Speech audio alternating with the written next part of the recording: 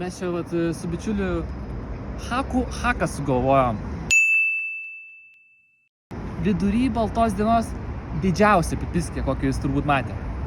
Eime.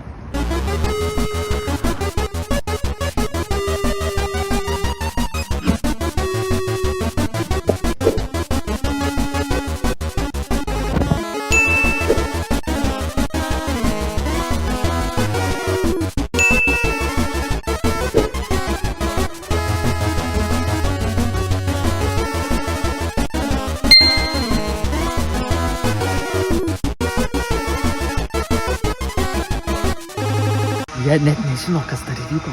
Kas buvo? Aš nusipirkau savo maikę. Tiesiog aš atėjau, apkeičiau savo maikę etiketę ir aš ją dabar turiu. Ir jie net nežino, turbūt, kad kažkas buvo. Tai pisam iš čia.